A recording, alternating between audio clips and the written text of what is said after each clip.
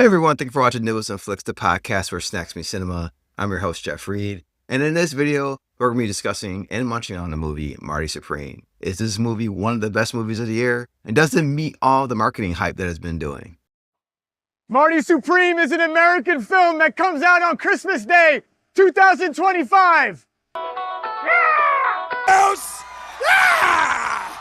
Well, sometimes you gotta sell tickets, right? You gotta do what you gotta do. But let's talk about it.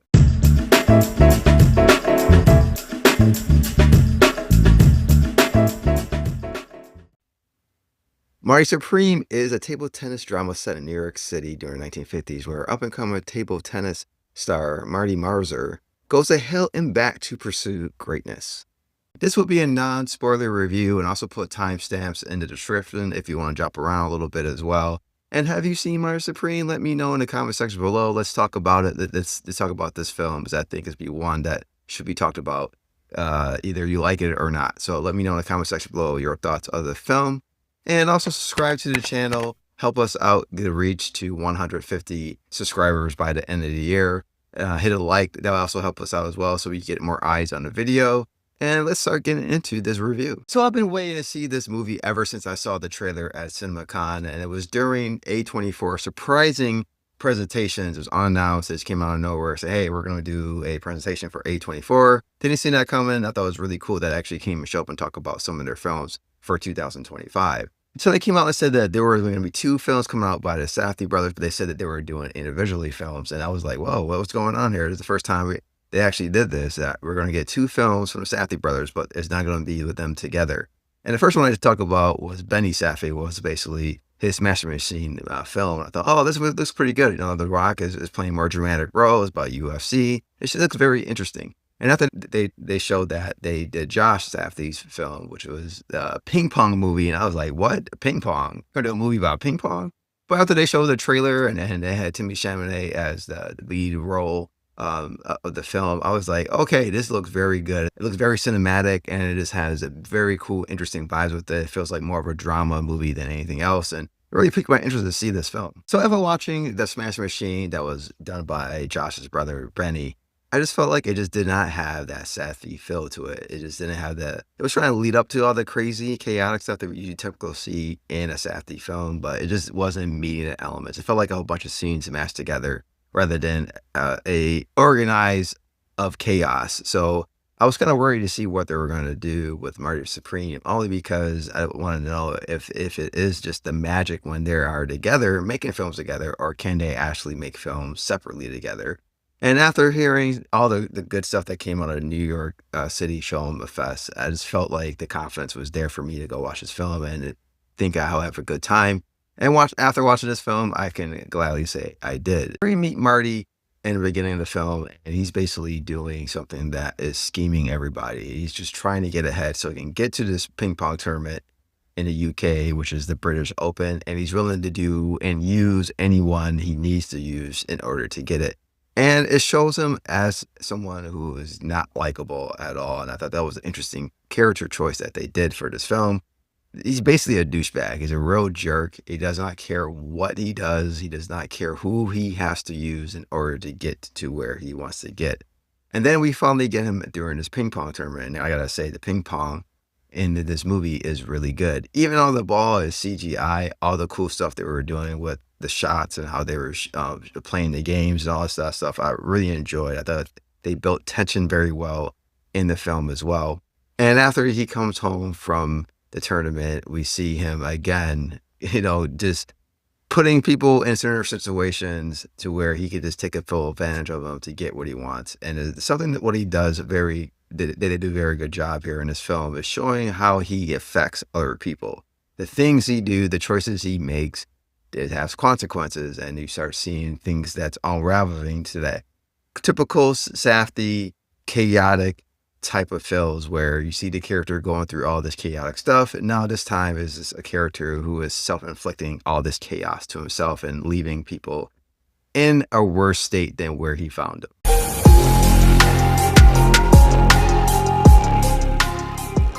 What I like about this film is it has the Safdie vibes with it, where you have a character, he's going through all this crazy chaotic stuff, and it keeps building and building. It's more chaotic throughout the film.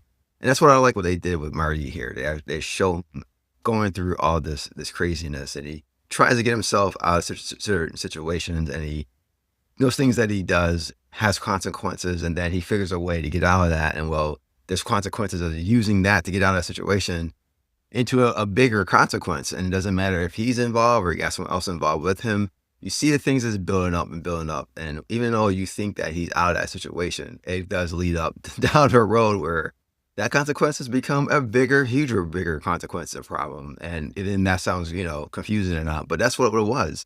And that's what I like about the film by itself. It shows him as a bullshit con artist, and he just keeps himself the same. And you're just sitting here hoping, praying that this guy will eat some humble pie and be like, okay, all right, maybe I shouldn't do it this way. Maybe I should do it the right way. And like, no, he doesn't. He does not learn. He does not care. And that's what I like about the character. That's what keeps him interesting and keeps you on your toes and at the edge of your seat, because he knows that he's not going to change at all. And he will do what he has to do to make sure he gets ahead. And I thought Betty Safdie did a great job writing Marty this way to where you have that hope throughout the whole film. That you just praying that he gets humble pie, but he never does. And that's what makes it so engaging and fun, because you see him going through all this chaoticness and he just won't change for nothing. And I think that's what makes the performances from Timothée Chalamet, the script of the film, the character development of Marty so appealing and so fun to watch. And kind of hard to watch too. It's very exhausting as well, because you're just hoping that things get better. But that's what makes the film very good. Timothée Chalamet's performance is absolutely fantastic in this film. I think it's one of his best performances that he's done so far in his career. And that's because he was able to portray Marty into a certain way where you actually hate him and feel for him at the same time. And that's something that was very hard to do, because the things he were doing in this film, like I said earlier, was basically using anybody to get to whatever he wants.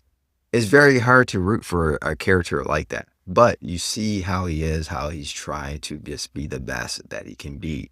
He's all just trying to take care of himself and give himself a better life. But the things he's doing is kind of despicable at the same time. So you have this thing where you just don't like him because he's a douchebag, but you still feel for him because he's just trying to just live an honest life, to a point where he does things that is not honest, but he just wants to get to that point where he has that honest life, where he's happy about, his fortune, where he's at as a person, how people see him as an individual. And I thought Timothée Chalamet just hit all those spots that he needed to hit for this character.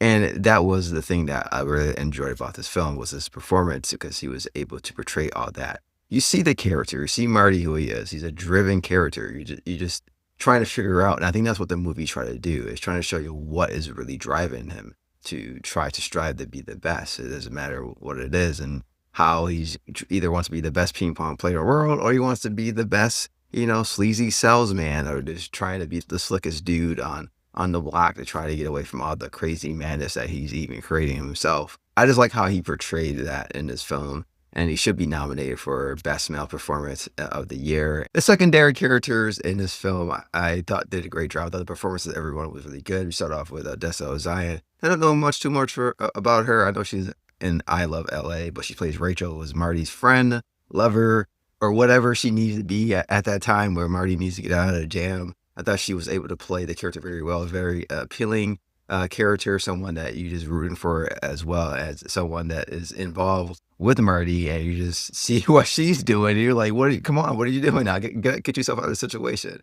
But I thought she was able to meet the levels of Timothée Chalamet when it comes to key scenes in this film. And she was able to bring all that chaoticness when it comes to Marty's life into the fold, to where it's very believable as well. And Shark Tank's Kevin O'Leary, like, I didn't know he could act. Who knew that? He was very good in this film. I don't know if he had acted before, but he played Milton Rockwell, a businessman that Marty is trying to work with in order to get himself to another tournament. Like I said, he likes to use people, but he was able to call out the bullshit of Marty. But I thought Kevin O'Leary was absolutely fantastic in this film. He plays that rich, smug guy already on TV on Shark Tank, and he was able to portray that here as well, too. And he's one of the characters that, like I said before, can smell the bullshit far away. And I thought he did a phenomenal job if this is his first acting debut. And Gwyneth Paltrow is absolutely fantastic as usual. She plays the wife of Kevin O'Leary's character, Milton Rockwell. She plays Kay, who's a longtime actress who is now trying to get her second chance in acting, doing plays and stuff like that. And I don't know what it was in this movie, but Marty had a thing with married women. And it just, yeah, be careful around Marty. He will take your wife. But I thought it was just a very interesting how she played this character. She was absolutely fantastic in this film. She shows that she does not fall for Marty when it comes to his BS, but falls for him as when it comes to his charm. And I thought that was very interesting how they played her in this movie, and very compelling at times. She played a very integral part when it comes to certain things. Marty's confidence in himself and his ability to just get a hold and get what he wants exactly from someone. And I thought that was very interesting, the cat and mouse game that he was playing with Kevin O'Leary in this film. And I would not be shocked to see if she does get a nomination for supporting actress in this film. So I thought she was absolutely amazing. You can see multiple people from this movie getting like a supporting role nomination from the film, because everyone who was in this film was absolutely fantastic, and they actually made the story more interesting, more enjoyable. And I can't wait to see when the Academy Awards nominations comes out. I'm sure we're going to see a lot of people from this film being nominated. And finally, the presentation of the film. The cinematography in this film is absolutely beautiful. I love the color palette. I like how they use certain things, certain moments when they got chaotic. You see the camera shake a little bit. I just thought all the things they were doing when it comes to cinematic level of the film, when it comes to presentation of visuals, I thought was absolutely stunning. The score of this film was done by Daniel Lupin. I think he worked with the Safdie brothers in the past, and the score just feels really good as well. I like how they used the match the score when it comes to very tense moments of the film. I thought it was a very good score. The whole presentation, the style, the score, everything they were doing when it comes to presenting the visuals, the sound design, and the score was really good.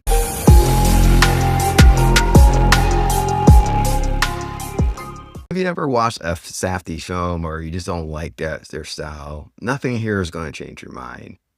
It goes all Safdie in this film. It feels more like a Safdie film than Benny Safdie's film, The Smash Machine, where you get a character who's going through all this chaoticness. It feels like unorganized chaos at once, and it gets very chaotic through the film, and it builds up to a boiling point to where the water is boiling, spilling over the pot, and it's spilling on the floor, on your feet and your hands. Everything's getting burned, and it's chaotic and crazy. This is what this film does. I can see some people seeing that and not enjoying it. And it does have that feel, because my wife saw this film with me, and she basically said that it feels like it's a whole bunch of scenes smashed together. And that's what basically what a Safdie film could feel like sometimes, where you start somewhere and then you add a new layer, and a new layer, a new layer, without resolving anything going on here. So there's no start to finish.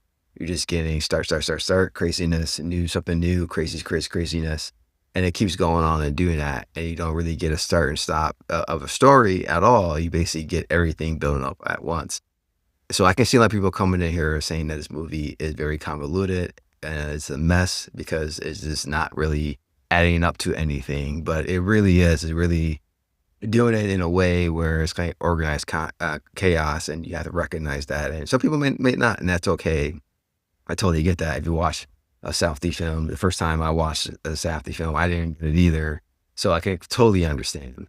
Another thing I can see people having a difficult time is a character does not have a redemption story whatsoever. He's a douchebag in the beginning of the film. He's a douchebag at the end of the film. There's really nothing at all. There's no aha moment, self-reflect. I need to be a better person. Let me make the viewers feel good about themselves walking out of the theater. No, it's not like that. This guy is a jackass when you first meet him. He's a jackass at the end of the movie. There's nothing about that that's going to change about this character. But that, for me, that's what made the character more appealing. But I can see some viewers being frustrated, not getting that happy story at the end of the film. But other than that, I think that's really the only negatives I have about this film. Just that for the viewer experience, I can see some people walking away thinking this has been very messy and convoluted, and I don't get my redemption story.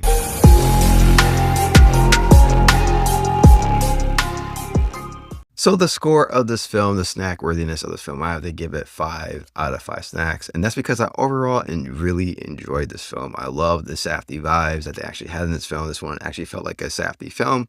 I love the performances, especially Timothée Chalamet. That was absolutely fantastic. I could see him get a nomination for this, and also I could see a couple other supporting cast members getting noms as well in this film. I just love the overall representation of the film, the cinematography, the score, the visuals, everything that they were putting in a technical point in this film. I thought the film looked absolutely gorgeous and sounded very beautiful as well. And this one is very good to have some tasty treats with it. And I think you should go to movie theaters, enjoy yourself, especially on Christmas weekend. Just hang out with the family, watch a very good film. And I think this one should be considered one of the best films of the year and should be in the conversation of getting a nomination for that, along with Sinners and One Battle After Another. So I think that's the top 3 films of the year. And whoever wins, wins. But I clearly enjoyed all 3 of those films, and I hope either one of them win as well deserved when it comes to anything, when it comes to the script, the directing, the performances in the film, the overall presentation as a visual and sound design. I think all those films deserve to be nominated and be discussed as the best film of the year. But other than that, stay tuned. I will be dropping more content this week. I will be doing my top films of the year, my worst films of the year. So look out for a couple of movie reviews that's coming out in early January. And if you have not yet, make sure you give us a like, subscribe to the channel, help us get to 150 before the end of the year. And if I, don't put out another video, you guys have a nice holiday over the holidays next couple of weeks. And until then, keep munching, keep watching some good movies, and keep it real. And I see you in the next video. Take care and goodbye.